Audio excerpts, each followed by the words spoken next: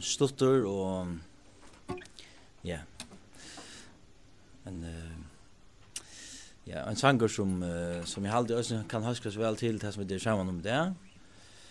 At det som hon er inne om fyrirgeving og om at man viser Kristi sinnelega fyrir hver nøron og ikke minst fyrir folk som er kommet i en trånga og ringa støv. Det er ganske ofte har vi mangla, og vi som har ganske steg og syne til provida, og man ganske do for etla at formidla en nøynar boskap. Så jeg er veldig glad for at hon er kommet henda i veien, og jeg har alltid at det som hon her til hun bor fram, og også for å fortelle dere, kunne vi lære utrolig nekve. Så, gjør så vel. Anyway, just to continue, and something I'd like to mention also is that late last year I was invited to speak to the pro-life movement in Ireland for the first time. I will see you. I fjør er bjauet til at pro-life rørsle i Ireland for det første fer at tås. Now, I'd been in Ireland, I'd been operating Rachel's Vineyard since 2003. Nu har arbeidet ved Rachel's Vineyard i Ireland siden 2003. So I was approached by the director of the pro-life campaign. Så han som har arbeidet av kampanja til pro-life i Ireland kom til moin. To address their annual general meeting. Og jeg skulle tåsa fundene til taimen. And I had my talk ready. Og jeg har gjort en tale, alt var klart. But as I listened to them speaking, men jeg lurte etter taimen, I realized I couldn't use it. Så skilte jeg at dette kan jeg ikke bruke. So I began by saying to them, if anyone had told me 10 years ago I'd be here today addressing the pro-life movement, I would have said they were mad. Så han begynte ved å si at hvis onker har sagt til meg for 20 år siden at jeg skulle stande framenfor det pro-liv-rørsle, og tåse, jeg har sagt at det var simpelthen svak. Because I considered them the enemy. Så jeg husker at det var fortjente til meg. That they would judge me. At det fordømmer meg. Of course, I now know that is not true. Og selv nu vet jeg at dette passer ikke. Because of my guilt before my healing, av tog at jeg har så nek skyldkjensler og jeg var grøtt. I presumed I was judged by everyone. Jeg råkner bare vi at øttel fordømte. And that included God. Og hadde reisende god. So I know that the pro-life movement has done wonderful work. Så jeg vet at det pro-liv-rørsle har gjort et utrolig godt arbeid. In educating people. Vi at undervise folk. On the humanity of the unborn child. Avfødt baten som et menneske. And thank God with great success. Og Gud være lov at det har finnet godt urslitt. Whereas the pro-choice people say, you know, the pro-life people say, we care about the children, we care about the babies. This is what... Sorry. Det som stender for pro-life sier, vi husker opp bøtene, om hesene avfødt bøten, vi tar det opp av hjertet. It's almost as if they haven't mentioned the mother. Det ser ut som de husker ikke om kvinnerne. Or as if they don't care about the mother. Og etter det lyket lære om henne. But that's not true. Men dette passer ikke.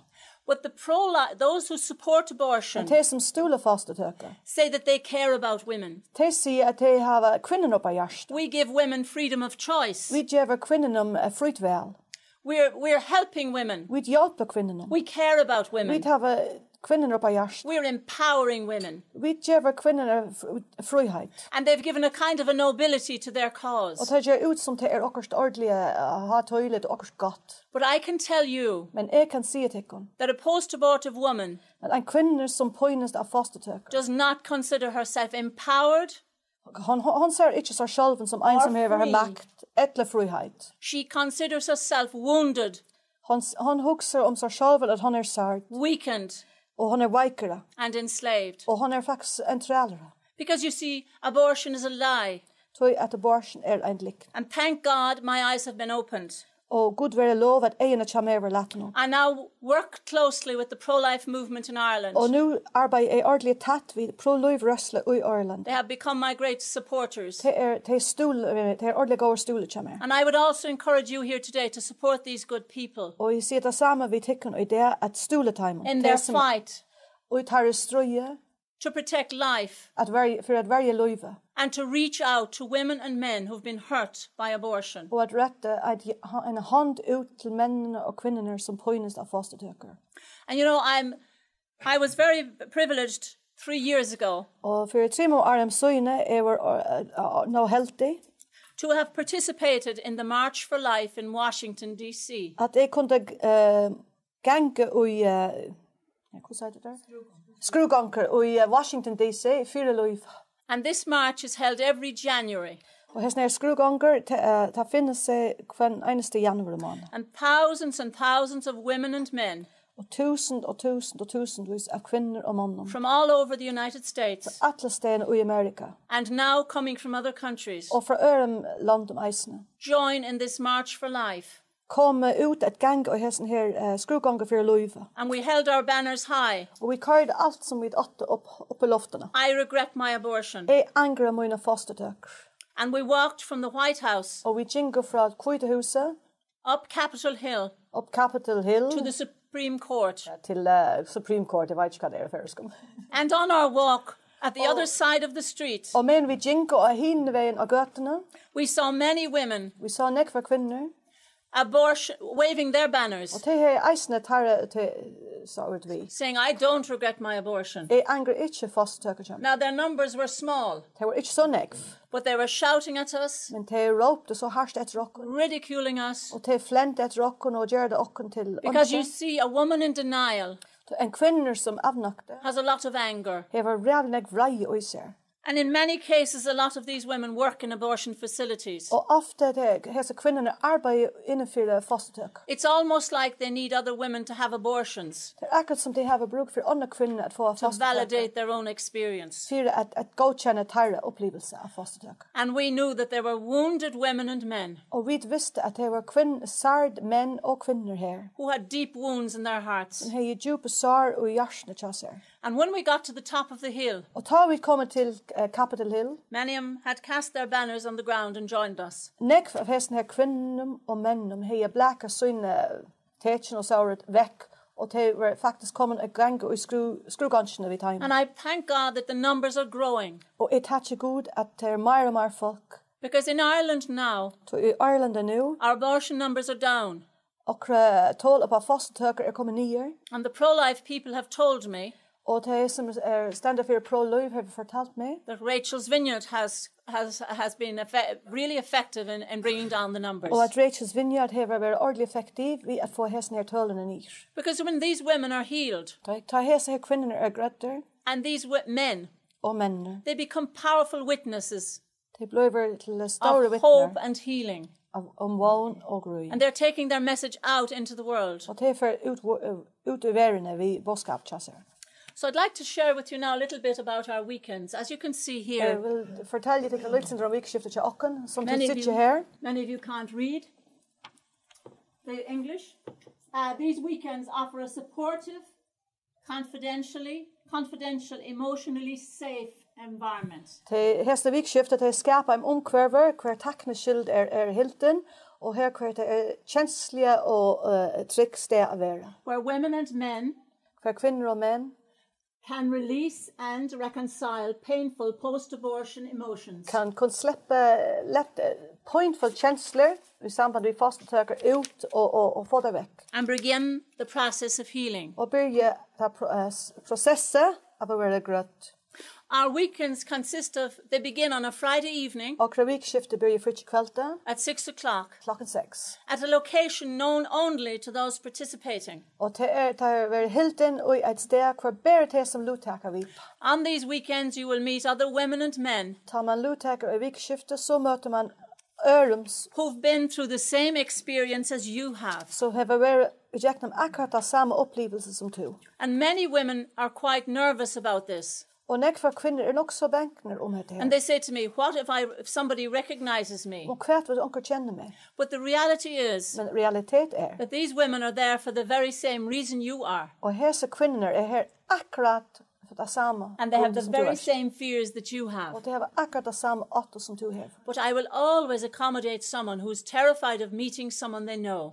Men jeg vil alltid hjelpe onker som bench for å kjenne onker som de And kjenner. I will invite them to join a later retreat. Og så sier jeg, du kan komme til et vikskifte satt. Because I don't want anything to prevent anyone from participating on these wonderful weekends. Jeg vil ikke ha en forhindring for det som vil du takke i vikskifte. And I'd like to share with you one occasion in Ireland Og jeg vil bare deile vi til en ene fer i Irlanda, on one of my retreats.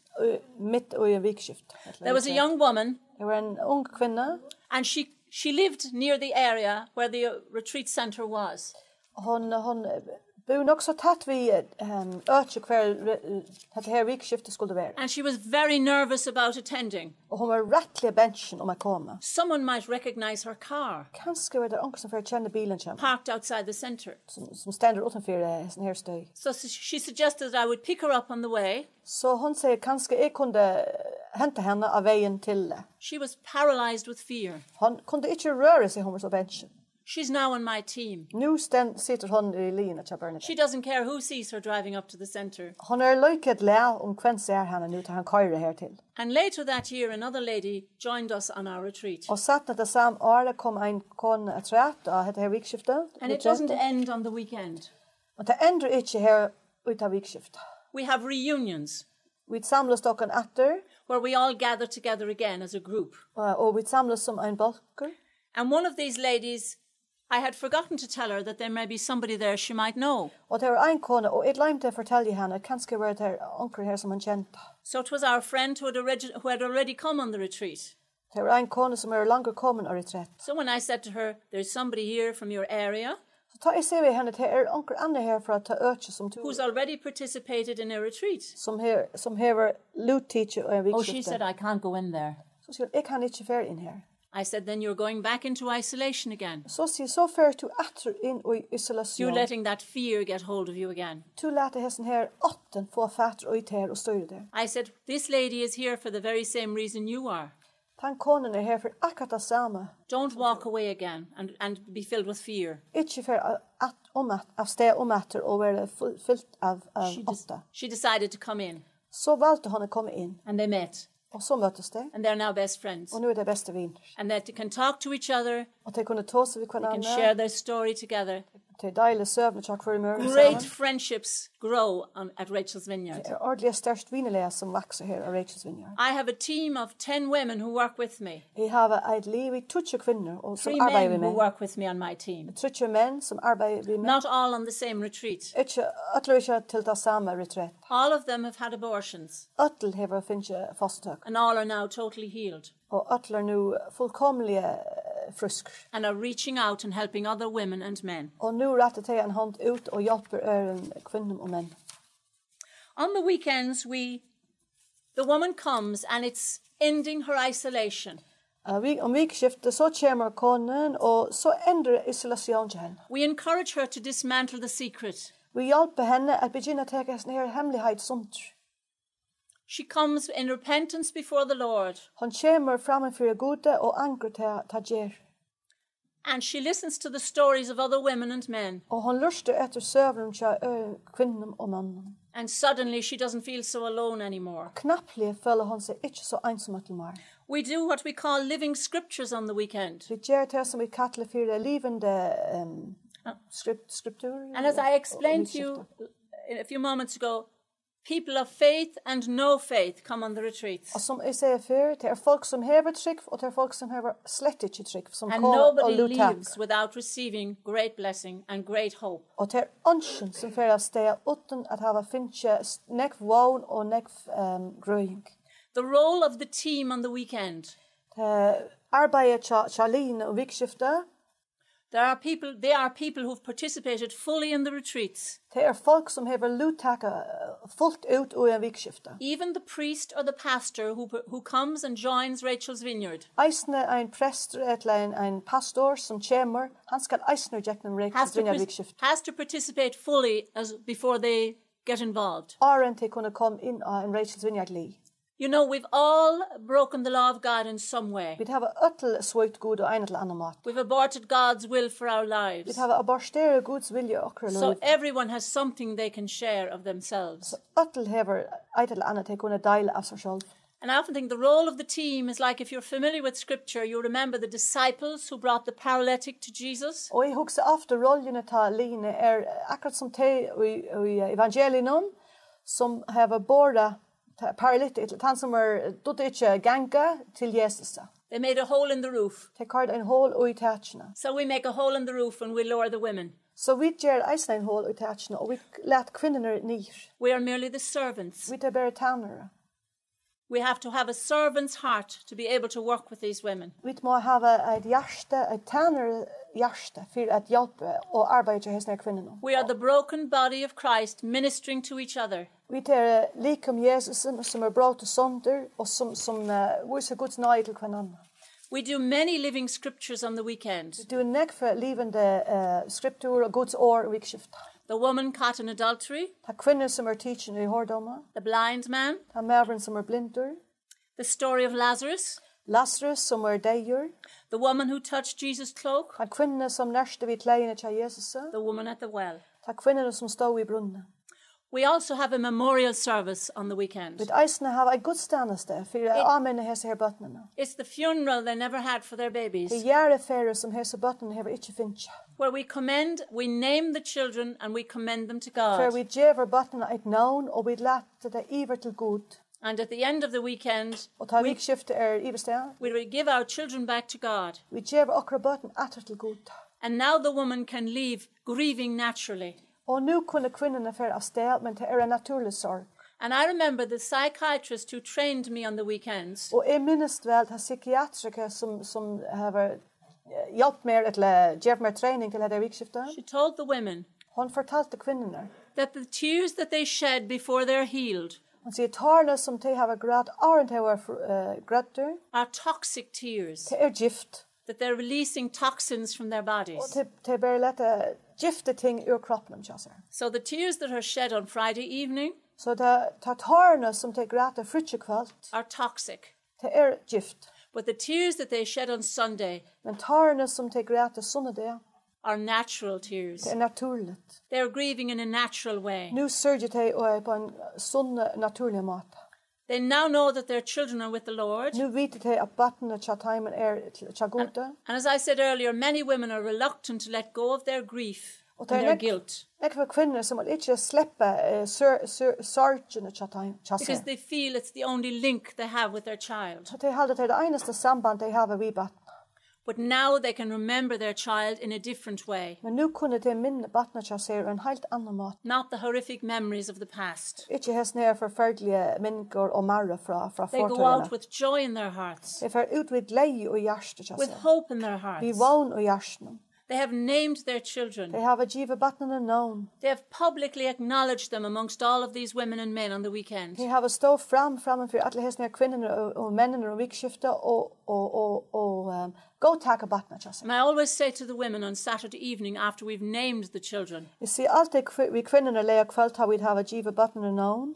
there's a big party in heaven tonight. Nu det en stor veisle i himmelen i kveld. And all those little babies, those little children, Og at hesten her battene og battene, hear their names ringing out from the earth below. de høyre navnene til seg, ta til utkattle av gjerne. And my son, Gabriel, Og soneren til mer som heter Gabriel, my aborted child, med batten som borstere. he's looking after all the little ones. Han anser etter alle timen lytte. So Gabriel is my messenger of love, Så Gabriel, han min bådgjever av kærlek. my child of hope. Mit batten av vågn. He's the little sacrificial lamb that God has used Han til lytte offre som Gud har brukt to bring hope and healing to so many women and men around the world.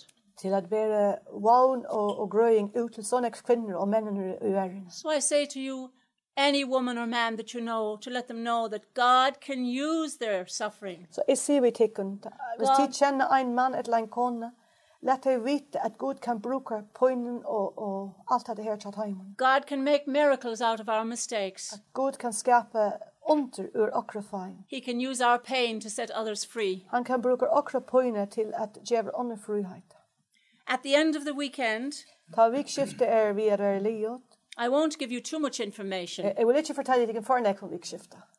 I want the women to wait Jeg vil ha kvinnerne boie. for the wonderful surprises that await Det them. er store iverraskelser som bor etter timen.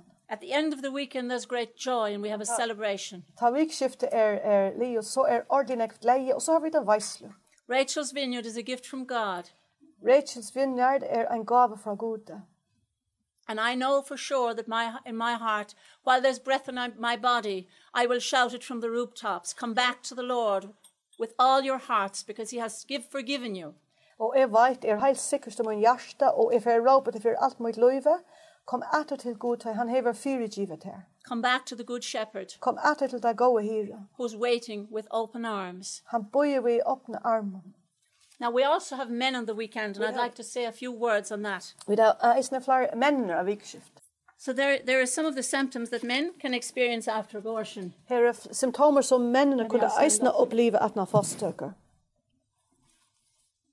Have you experienced any of these symptoms? Hever du oppleve hesne symptomer? Anger, vreie, helplessness, at hjelpløse, confusion, at ordentlig forvirre, anxiety, en ordentlig bensjen, depression, guilt, og skuldkjensler, alcohol or drug abuse, en alkoholmisnøysle, rosane misnøysle, suicidal thoughts, selvmordtanker, impotence. At, jeg vet ikke hvordan man uttaler det, men du har ikke fått det opp. Jeg vet ikke hvordan man uttaler det. Perhaps you feel that you have no right to grieve. At kanskje føler man hever onken rett til et surge. Perhaps you had not supported the mother of your aborted child. Kanskje du har ikke stole mamma til din avfødbaten. In fact, you encouraged it. Kanskje hever du ordentlig lagt under at hun skulle få det. Maybe you had no choice in the decision. Kanskje du fikk ikke et vel og hesten her adgjør. Perhaps the abortion was in your past. Kanskje var hesten her fosturtøku og tøyne fortøy. A secret kept hidden for years, not even shared with your spouse. Et hemmelighet som helt en og nek for, ikke engang delt vi konen chatten. There is hope, there is healing. Her vån og her gry. On Rachel's Vineyard, you will meet other men. On Rachel's Vineyard, så her måtte du eisne andre menn. Who have been through the same experience. Som har vært jeknet det samme. Now, as you can see, I say to the women on the weekend, when they start on Friday evening, I have something to tell you. Really, pay attention. Jeg ser jo i folk at de kommer til vikskift. Jeg har akkurat så fortelle til å lurt vel etter. And they're all waiting very serious. Og de stande ordentlig opp på vakt. I can't stay serious for very long. Så sier hun, jeg kan ikke være overlig som jeg lunsje. I have a great sense of humor. Jeg er ordentlig veldig flende. So we have great fun on the weekend. Så her eisen jeg stått litt. They initially think, well, she's going to be beating us over the head with the Bible all weekend. Og førstene hukset det, hun får sikkert slett Bibelen nere hedde og kan vikskift. God has a sense of humor too, you know. God, du er eisen flende. When I started doing this work, da jeg begynte dette vikskiftet, eller dette arbeidet, I didn't feel qualified. Jeg følte meg ordentlig oppbyggfen til dette her. I was told that God doesn't call the qualified, he qualifies the called. Og så fikk jeg vite at Gud, han kattler ikke til som utbyggfen. And in my case, I was a slow learner. Han gjør til som oppbyggfen klarer. Og mine sak var nok så sent til å lære. I'm often trying to run ahead of God. Jeg regner ofte å renne fremme for Gud. But he pulls me back very quickly. Han holder meg etter. I get high notions sometimes. Jeg rævlig størst but he quickly pulls me back into shape again, humbles me. Men han er mjuk mer, han setter meg på plass. What else did you say I should do? The woman that came for the weekend. Many young women, when they come, in Ireland at the moment, there's a little bit of anti-God, anti-religion, so you have to be so very careful. Ja, og i Ireland løtene, det nok så nekv i hverst av folk anti-God, og det anti-religion, og så man faktisk må anse etter, så det kan bli en forhindring. But I've learned the knack of bringing Jesus to people without mentioning his name. Men jeg har lært at bære Jesus fram til folk uten at navne han. Someone once said, go out and preach the gospel and if necessary use words. Onkel sier, det var Santa Francis Sisi. Han sier en affær at de sier for ut og predike evangeliet og bruke orvis to ma. We draw these women to us by our love, by our compassion. Vi dreier hesne kvinner til okken og gjekk dem okre kærleik og okre samtjeneste. The women will call me and say, kvinnerne ringer til meg og sier, am I through to Rachel's Vineyard? To sier nu i Rachel's Vineyard? I say, yes, you are. You. And she'll say to me, well, I'll say, are you calling for yourself? Og så sier jeg, tåse du for deg sjølven? And very hesitatingly, she'll say yes. Og så ordentlig spekelig sier hun ja. Have you had an abortion? Og så sier jeg, har du finnet fosturtøku? Yes, she's quite nervous. Ja, sier hun, men ordentlig bench. I said, so did I. Og så sier hun, ja, det gjør det eisen. And suddenly the floodgates open. Og så kneplige lett hårene opp. And the women may be afraid of coming on the weekend. Og kvinnerne ofte nok så bensjene kommer her vikskiftet. So I'll say, why don't we meet for a coffee? Så sier jeg, hvor skulle vi ikke møtes og få en drekk, man sier. Sometimes I'll drive 3 hours to meet the woman. Og vi kvart kvar er trykje tøymer for at tåse vi kvinner. And we'll sit and we'll share. Og så sitter vi og tåse vi og deiler vi. And already the isolation is ending. Og langere nu dette her isolasjon vi at fer vekk. I could tell you a quick story of a young woman who came on my Jeg skal retreat. fortelle deg en stort søv om en unga kvinne som kom og en retrete til meg. And the retreat center that I use Og det sted som jeg bruker, is run by a group of sisters. det faktisk sistre som eier det også. But they don't dress like Maria. Men de later seg ikke ut som Maria. They wear long black dresses. De har A bit like mine. lange svarske kjoler som henne. Maria said to me today before I left, I said she came in. Yeah, I can say it. Yeah, hon kom in och vi hade mässen och hon kom in i bönerummet till ocken och jag hooked upp och ner. Jag säger, du ser ut som en she nonna. said you look like a nun. I didn't know. Och så att vi får ut ordentligt vi irriterade mig. Jag säger, jag hade to have a brook för sintra lite på att här är det. Du ser ut som en kvinna, en non en kvinna som är som surgeon. Så jag fick kasta upp. So now I can take it off. Too hot. But a young woman arrived at the retreat center and she arrived early. En unge kvinna, you forgot to say she was really anti-church. Oh, she was anti-church, anti-God, you name it. Anti-church, anti-God, anti-religion. Og hon kom center for toilet. She'd had her abortion many years ago and believed that the church judged her. Og hon hei finnst sin fosturtøku for nekva år, så hon tro at hon var ordentlig fordømt av churchene. So she arrived early and the door was opened by a little nun in a long black dress. Så hon kom for toilet, og en lille nunn, og hans nær svarste kjole, hon lät hurene opp. And she thought to turn back. Og hon helt et fer avsted. But the little nun catches her hand and pulls her into the hall. Men han lille nunn, hon tok i hånden av henne og halet henne inn. And already Father Pat, my priest, had arrived early also. Og akkurat ta var presteren Bernadette. Yes. That means you're a priest, but yeah. Presteren, Father Pat, han var eisne toilet han der. I was upstairs. Og han var i kamera til seg. Father Pat took her bag and went upstairs with it. Og Father Pat, han kom ut, og han tok koffert til henne, og han får opp, ja. First opportunity, she went to the ladies' room. Og så skjøtt som hun kunne til unge jente, hun får innovis. Called her husband on the phone. Og hun begynte å ringe av fartelefonen til seg, hjem til mannen til seg. She said, a nun opened the door. She said, I nonne let hurene opp. Her husband said, get out of there now. Og Marvin til henne sier, vekk, beina veien. They'll make you feel worse than you already are. Det gjør at du føler nekk verre enn du føler nå. But she said, I can't. The priest has taken my bag. Så jeg kan ikke, presten har vært ikke kofferste til mer. At the end of the weekend, Ta vikskiftet var i sted. she's standing out in the yard, Han stender ute i tunen om, hugging the priest. og han var ved å klemme presten. She said, I never thought the day would come when I would hug a priest. Og han sier, jeg har angått deg helt at han den skulle komme og jeg skulle klemme en prest. The weekend changes the attitude towards their church, Vikskiftet brøytet her tankene imot kyrkjene, towards God, imot gode, towards all those people they would have perceived judge them. imot alle timen som de har hilde fordømt deg. See, it's your own inner guilt Det innere skuldkjensla that's causing you to believe that everyone is condemning you, everyone is som judging you. gjør deg at trykke at alle dømer deg. So you see, our weekends are really special. Så sørst du at akkurat vikskifter er helt utrolig spesielt. Many women don't want to go home. Her er nekva kvinner som ikke får heim. Plus, we have wonderful cakes. Og så har vi de snart gode kaker. We have a reunion 6 to 8 weeks after the retreat. Og vi kommer samles etter en 6 til 8 viker etter dette her vikskiftet. And my team or myself will keep in touch with the women in the following week after the retreat. Anten eller onker andre i liene til okken halde samband vi til som hever luttak i retreat. And there's a constant communication there with them. Og så det atle tøyne kommunikasjon. Supporting them. For stuleteimen. And maybe a year later, many of them are joining up with us. Og kanskje et år settene, så er flere som faktisk kommer og hjelper okken. So this Rachel's Vineyard is just a wonderful support for women post-abortive. So Rachel's Vineyard her ordentlig god stol for timen som hever opplivet fast. It doesn't all end when the weekend is over. Det ender ikke ta vikskifter liv. It's ongoing. Det eit som ja, And eventually those women are strong enough to move on, get on with their lives. Så endelig hese kvinner nå størsker til at fervoire og halde fram i et liv. For many women, their life is just beginning. Og for nekk from kvinner det faktisk ta byrja livet til time. I remember when my healing took place. Jeg minnes ta mine grøying. When I knew God had forgiven me. Ta jeg visste at Gud hei fyrtjef meg. I went outside one day. Jeg fer ut ein dag. And it was like I was seeing the sky for the first time. Det akkurat som jeg sa himlen for første fer. Flowers became alive, beautiful. I never realized they looked so beautiful before. Blomsterne blev ordentlig vakker og livende, og jeg visste ikke det var så vakker for. The singing of the birds was sweeter. Bare at høyre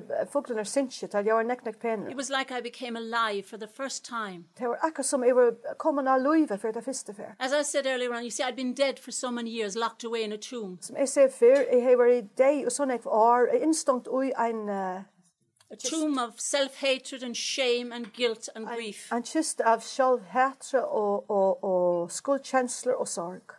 And I praise God for his great deliverance and his great mercy. Og jeg priser Gud for hans store miskunn hemsøyd. There's a space in each person's heart. Det et plass i hver eneste hjerte av oss. Only God can fill that space. Og det bare Gud som kan fylle det plass. We try to fill it with alcohol, drugs, vi dreier fylle det ved alkohol og russavne og aktiv kinsliv, penger. It's only temporary. Men alt bare firebils. But the peace I have in my heart today, no one can take away. Men det frie som jeg har i mine hjerte i det er ingen som kan ta det fram. I can cope with so many things. Jeg kan handle så nekv ting. That same year that my little child became sick. Det var det samme år at det andre barnet som ble alvorlig syk. She had inflammation of the brain. Og det var heilen til henne. Paralyzed down one side. Og hun var lammen. And then I believe God had punished me through my children. Og ta jeg helt Gud til straffe meg og gjekne barnet til meg. My little girl died that year. Og ta løytle jente som var syk, han døde til. And I believed it was God punishing me. Og jeg helt eisen at det var Gud som straffa jeg meg. That was the God I knew in those days. At det var han Gud jeg kjente til. That's how abortion had made me see a fearful, angry God. Det så leis at fosturtøku fikk meg at sitte en Gud som var fullt av reie og en som jeg skulle være bensjen for. And my eldest daughter og det eldste datteren til meg grew up. Og hun ble stor. And she gave birth to her child. Og hun fikk barn. And she called him Adam. Og han kattleia barnet til seg Adam. And I could hold him in my arms now. Jeg kunne halte han i armen til meg. Without any fear. Uten åtte. And love him. Og elska jeg. Knowing that the God of love and mercy. Ta jeg visste at det er Gud som kærleike og miskunnsam. That I now knew. Som jeg kjente nu. Would never hurt me, would never take revenge on me. Hei jeg unget jeg funnet på å straffe meg, eller gjøre meg for tre. And 11 years after his birth. Og 11 år etter han var født. He's my eldest daughter's only son. Han det eneste barn som datteren min hefer. He was diagnosed with muscular dystrophy. Så de fikk å vite at han har en alvorlig sjuker til et muscular dystrophy. And my beautiful grandson is gradually getting weaker. Og han vakkerst han blir veikere og veikere, og han sitter i en rullestol. And if I didn't know the God of love and mercy when I found this out. Og hvis jeg kjente ikke til Gud som fullt av kærleike og miskunnsamer, ta jeg fikk dette her å vite. I would have thought it was God punishing me again. Ta jeg eisene sagt at nå det Gud etter som straffer meg. God doesn't punish us as we deserve. Gud straffer oss ikke som vi har finnet på bord.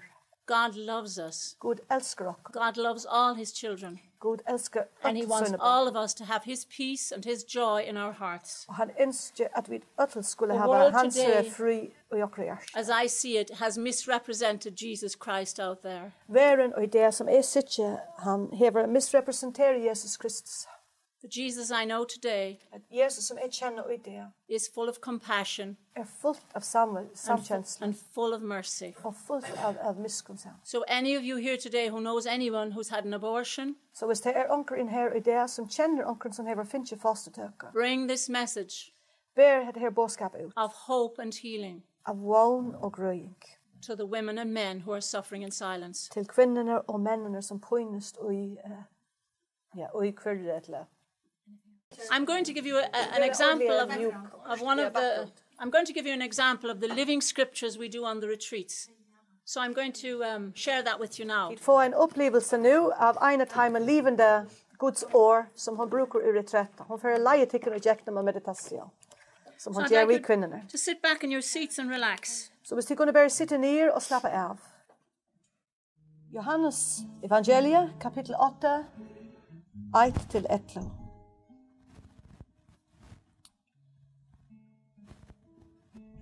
Tøylige om morgenen kom han atter i tempelet, og alt folket kom til hansere.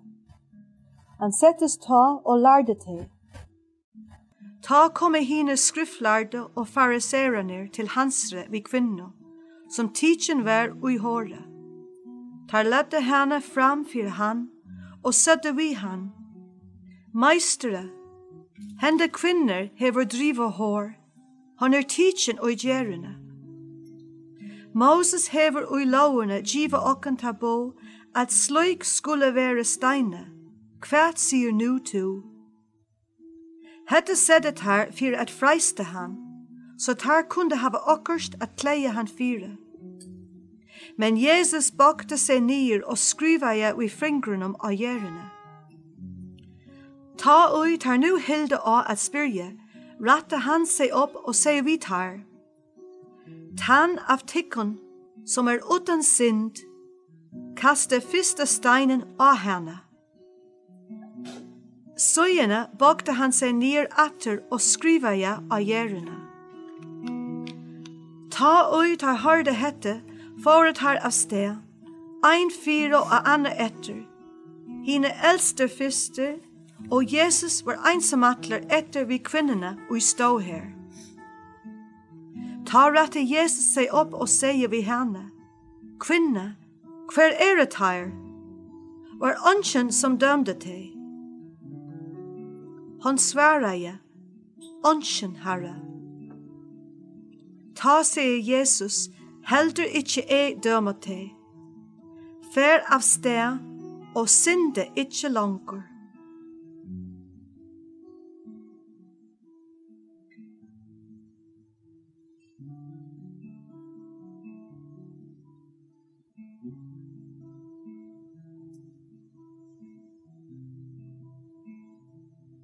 Lord Jesus, we thank you for your presence here today. Herre Jesus, vi takker deg for tøyne tjavere her i det. Thank you for the gift of each person here today, Lord. Vi takker for at jeg gav av hver eneste menneske her i det, Herre. I ask you, Lord Jesus, now to open their hearts. I spyr til Jesus nu at lete hjertet til heimen opp. To receive your word. At takke mot året til her. As you become aware of your breathing. Ta to begynne at gjør varst vi til en ande.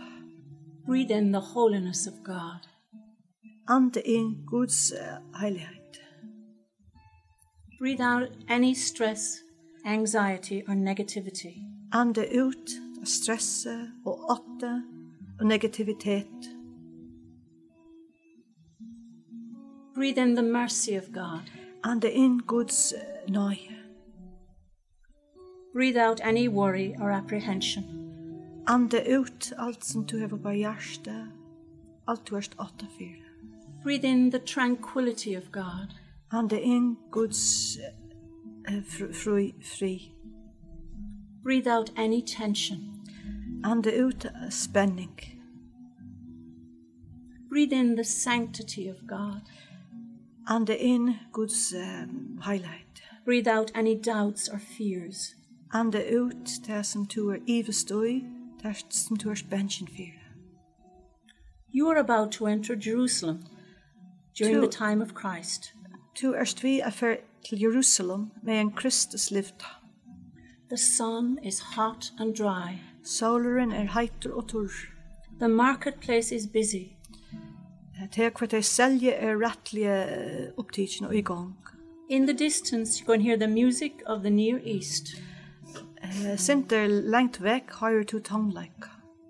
The music is a whirling blur. Men du har ikke tonleiken likevel.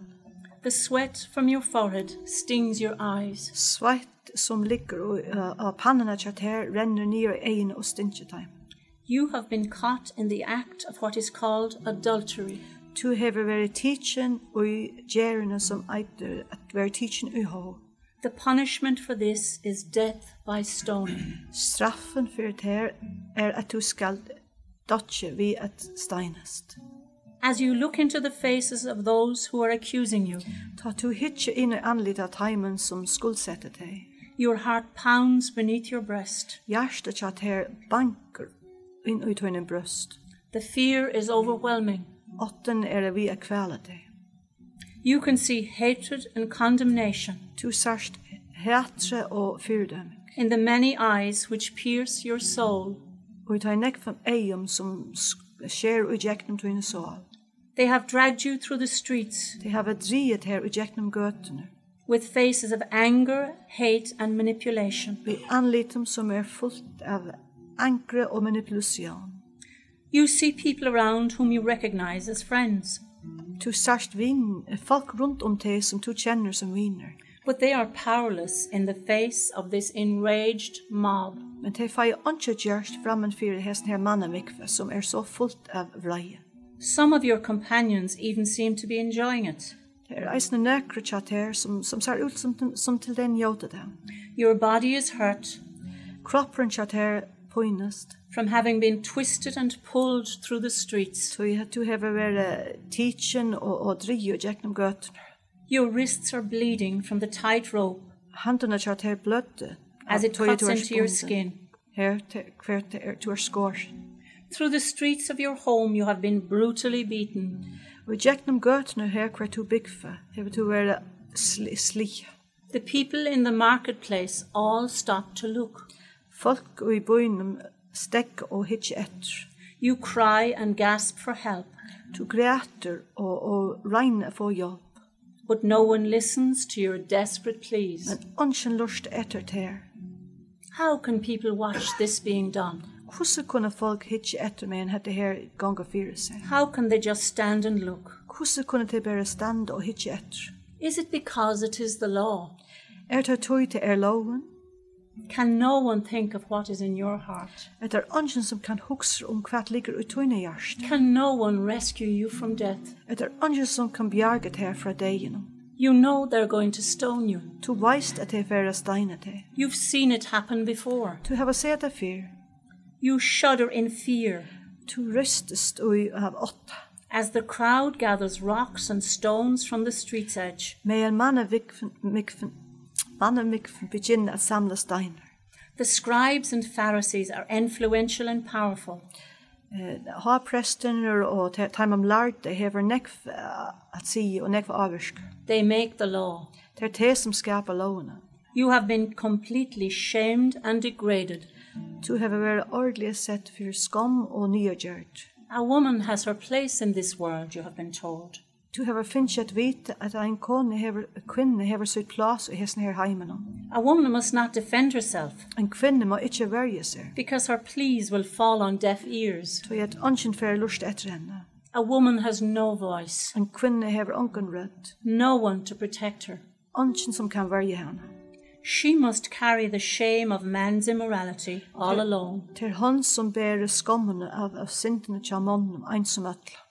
One of the elders approaches a man who is seated near the temple. En av heimen eldste, han fer til en mann som sitter i tempelen. Who is this man? Hver ta mannen?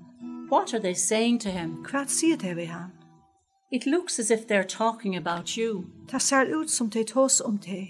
You can feel one of the elders grabbing your arm Du føler at en av heimen eldre takker holdt i armen til det. and roughly leading you to the center of the circle. Han haler det midt ut i sentrum. All around are men arguing. Rundt om det menn som vi diskuterer og klantrast. Shouting and jeering for your death. De råper og de nye gjør det. De vil ha at du strip. The man named Jesus sits at the temple and you see him watching you. Han mavren som eiter Jesus, han sitter vid tempelet og du sørst at han hikker etter det. The elders gather round him. De eldre samles rundt om han. They ridicule and protest De nye gjør og motmæle that he address your situation. og sier at han skal tale et. But this man Jesus is ignoring all the questions being asked of him. Men han mavren Jesus, han ignorerer alla spurningar som sett til hans. He is bent down and draws in the sand. Han batjer seg ner og han tekner i sanden. The violent men continue to question him. Hesten her herlige menner bliver vi at sette spurningar til hans. Over and over, they try to corner him into saying something against the law. Omater, de regn at få han at sige eit eller annet imot lovene. Suddenly he straightens up. Knaplige ryser han seg opp. He's walking towards you. Han gonger imot her. He comes closer and looks deep into your eyes. Han kommer nærre og han hikker djup inn i tøyne eie. The power of his glance gives you new strength. Her sånn makt i hans øyeblikk at du får snutje styrke. It is obvious that he is not of the same mind as the others. Det klart at han hugser ikke det samme som henne. There is no hatred in his face. Her ikke hatre i anlitet til hon. The townspeople are looking. Det folk i bøynam hitja. Waiting to make a move and get the stoning over with. De bøye og for at byrje at steina det. It is the law. Det loven. It must be done. Det må være gjort. You cringe in despair and fear. Du krukler det sammen utan vogn og i åtta. As several of the men lift their stones. Ta flere mennene begynner å ta steinene opp i håndene. But wait. Men bøye. Jesus is saying something to the crowd. Jesus sier eit eller annet til mannamikfene. Let the one among you who is without sin be the first to throw a stone. Let han som hever ikke synd blaka det første stein. What did he say? Hva sier han? Let the one among you who is without sin throw the first stone. Let han i mittlen tikkun som uten synd blaka det første stein.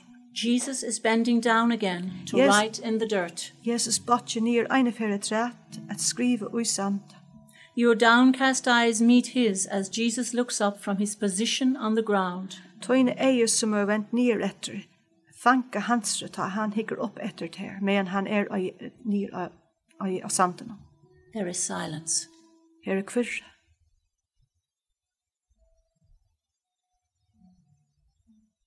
What is happening? Hva hender?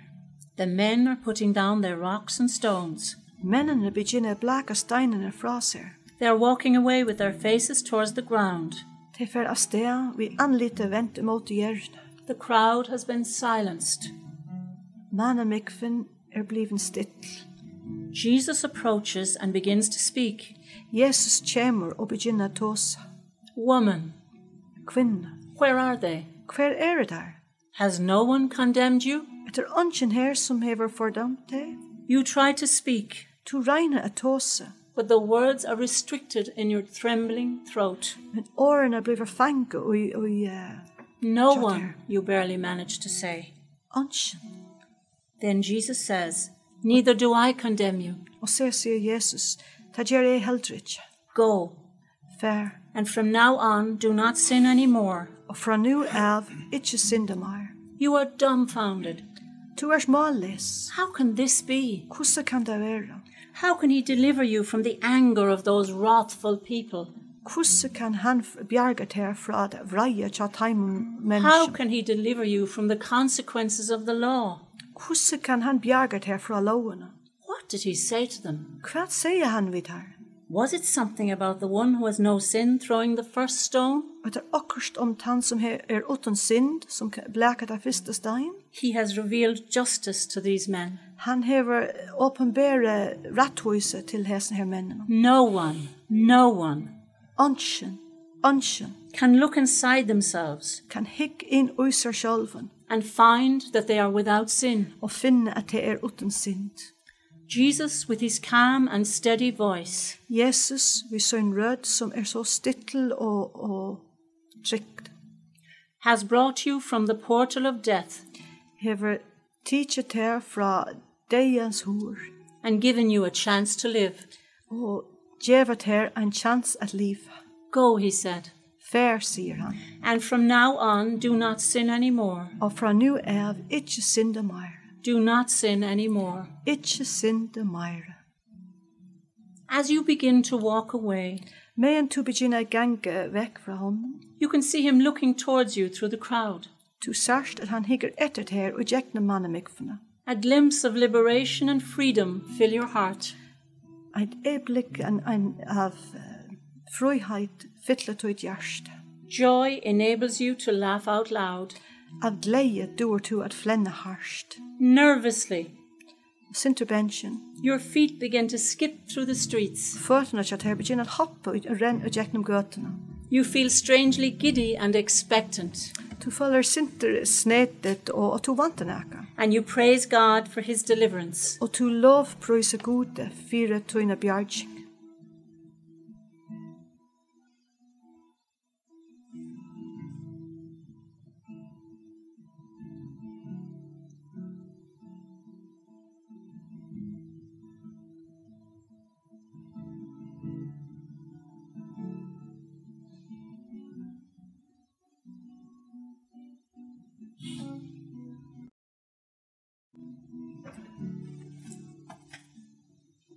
This rock is heavy, and this is probably the kind of rock that they used in those days to stone women to death. So in a moment, I'm going to pass this rock around to each one of you, which is what we do on the weekend. I'm going to turn to Maria, and she in turn will turn to Father. Maria, does anyone here condemn you? No one. Neither do I condemn you, but go and sin no more.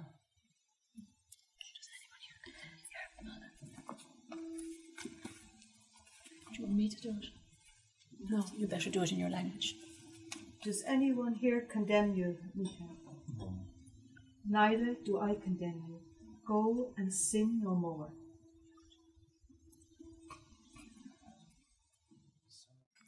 Lord, the human family has condemned us. Herren, menneskefamilie hever fordømt okken. The Lord has condemned us. Loven hever The law has condemned us. Loven hever fordømt okken. But you, Lord, show us mercy and new life. Men tu herre, tu vise okken miskunnsame og nøyt liv. We are grateful that you are a loving God. Vi takker til at du erst en god, kærleiksfutle god. You call us to lives of compassion, forgiveness and understanding. Tu kalle okken til liv som fullt av samkjensle og fyrirgeving. You have given us an extraordinary example Tu hever givet okken en utrolig godt fyrde. of how we are to love those who harm us Hvordan vi skulle elske te som gjør okken fortrea. and forgive those who cannot see our goodness. Og fyrirgeving heimen som du ikke sitter det godt i okken. Lord Jesus, Herre Jesus, teach us to be patient lære okken at hava tål. with our slow growth in holiness. Vi okkere speklige utvikling og Help us. heilheit. Help us to stop condemning ourselves Hjelpe okken at halde opp vi at fyrdom okken sjálv. and to live in love and truth. Og at livet og i kærleika og sannleika. Amen. Amen. So now if you have any questions you'd like to ask me. Nu for oss tid I hava can spurningar. But people can email me or call me on my phone, email me, and I'm very happy to speak to anyone that needs help. Ja, han vil ordentlig være glad for å tåse vi folk som har bruk for hjelp, og man kan eisne skrive til henne vid teltpost. Or if anyone here knows someone who's had an abortion, Eller hvis det onker her som kjenner onker som, and that person knows that you know, og ta vite at du veist av tog. there are some literature there at the back explaining how you can help someone. Ja, til eisne i middelen, alt det er faktisk det som ligger her, det er en som 16 spurninger, pointes to av post-abortion trauma, stiene til at hjelpe, få hjelp, og så hvordan man kan hjelpe øren. Her trykker ordentlig gåer papirer, og så en til en ommelding av bøkene Forbidden Grief av dansk. Because as I said earlier, it's such a hidden, secretive thing that the women keep it hidden. But there are so many triggers out there that give them such grief and such pain.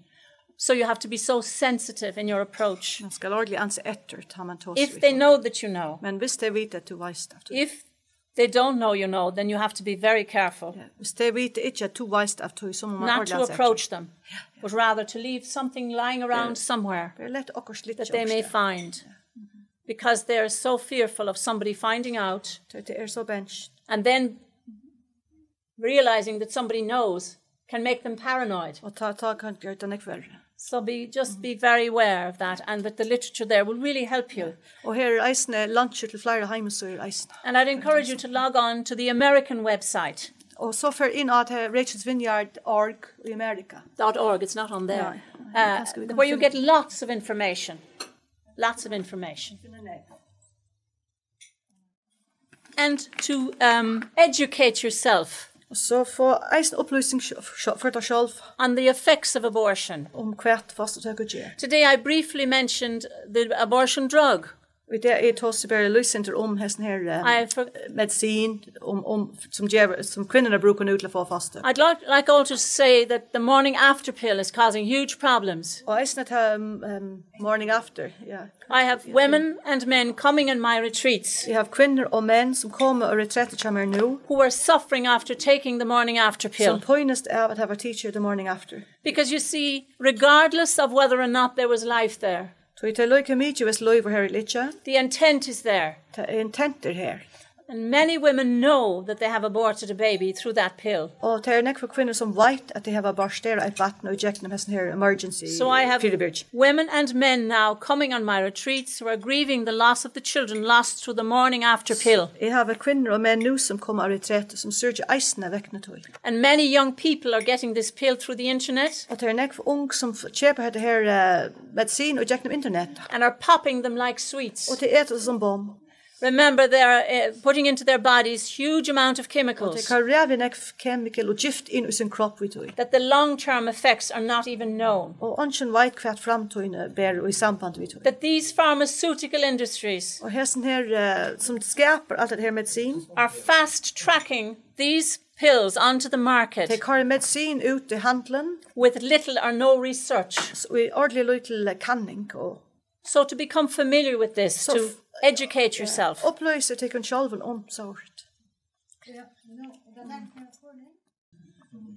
So thank you very much for your attention.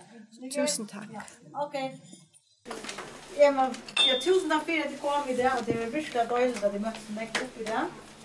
Og det så løs at det tilfelle som ligger her, omkring spørsmål, du kan kopiere det. Ja, du kan kopiere det endelig og gjøre det ut. Det som du da finner ut det av sånne tilfelle. Og hvis det noe som vil ha samband med provida, så har vi en telefonlinje som er 24-16-00. Så de kan ringe til Østene, og hvis de vil ha mer vita om Østene, og hvis vi hjelper til konvojer, så er det Østene mulig til det. Og for det, thank you very much for coming. It has been a pleasure, and you have really educated us so well. Thank you very much for coming. Thank you for having me. So, og Maria, takk for det omsendelsene. Jeg gjør det mitt beste.